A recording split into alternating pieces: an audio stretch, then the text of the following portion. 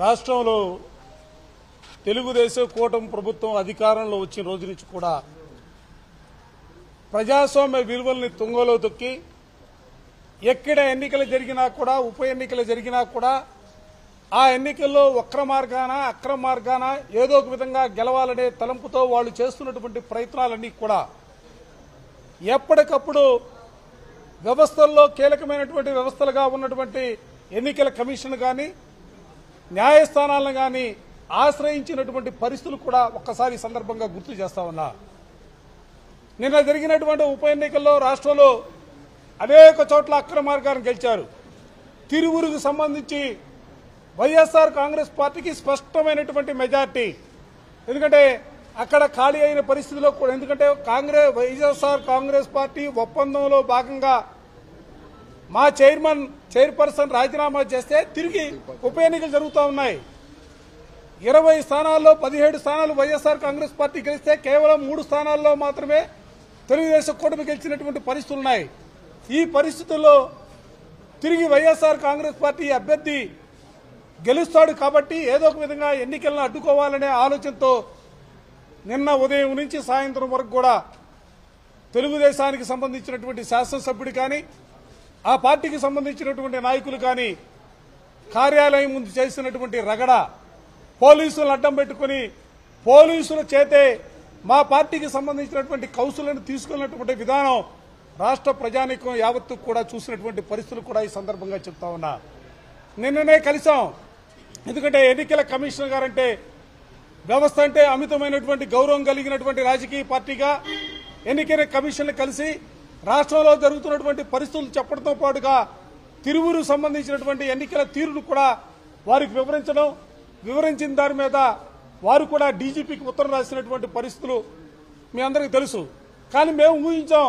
ఎందుకంటే ఎన్నికల కమిషన్ చెప్పినప్పుడు తప్పనిసరిగా పోలీసు డిపార్ట్మెంట్ ఆ ఆదేశాలని తప్పనిసరిగా శిరసావిస్తూనే భావంతో మేముంటే ఎక్కడా కూడా వాటిని అమలు చేసే పరిస్థితులు లేనటువంటి పరిస్థితులున్నాయి. తప్పని పరిస్థితులు. ఎందుకంటే ఎన్నికల కమిషన్ ఆదేశాలని పాటించాలా. మేము అందుకనే న్యాయస్థానాలు తలుపు తట్టాం, హౌస్ మోషన్ వేశాం. హౌస్ మోషన్లో కూడా ఈరోజు గౌరవ న్యాయస్థానం చాలా స్పష్టంగా సూటిగా జీపీని ప్రశ్నించింది.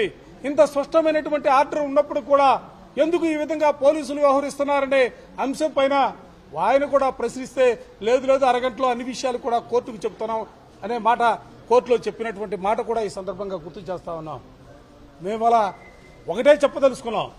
తిరువూరు ఎన్నికల్లో వైఎస్ఆర్ కాంగ్రెస్ పార్టీ గెలిచినా లేకపోతే తెలుగుదేశం పార్టీ గెలిచినా ఏదో రాజకీయాలు తారుమవుతాయనే భావంతో మేము, లేకపోతే వైఎస్ఆర్ కాంగ్రెస్ పార్టీ ఇక్కడ గెలిస్తే ఆకాశాన్ని అందుకుందనో ఓడిపోతే పాతాళానికి పోతుందనే భావంతో మేము లేవు.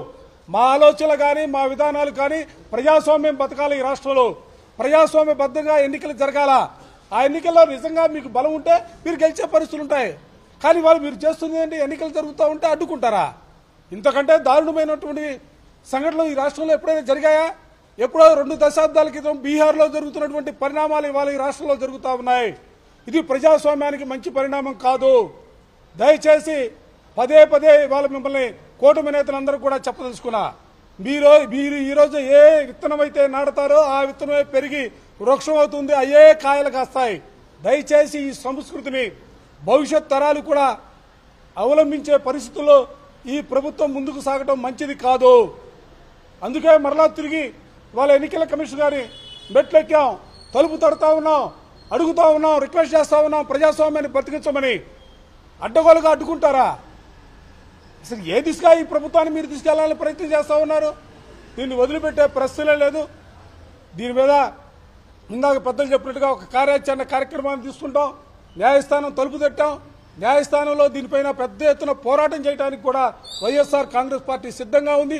దాంతో పాటుగా వ్యవస్థలన్నీ కూడా ఇవాళ నిర్వీర్యమవుతున్నటువంటి పరిస్థితుల్లో రాష్ట్రంలో జరుగుతున్నటువంటి పరిణామాల్ని రాష్ట్ర ప్రజానికాన్ని గమనించమని కోరుతా ఉన్నాం. రాష్ట్రంలో ప్రజాస్వామ్యాన్ని కావాలని కోరుకునే ప్రతి ఒక్కరు కూడా ఈ రోజు జరుగుతున్నటువంటి సంఘటనని నిశ్చితంగా గమనించమని చెప్పిన ఈ సందర్భంగా కోరటం కోసం ఈ రోజున ఎన్నికల కమిషన్ తలుపు తట్టాం.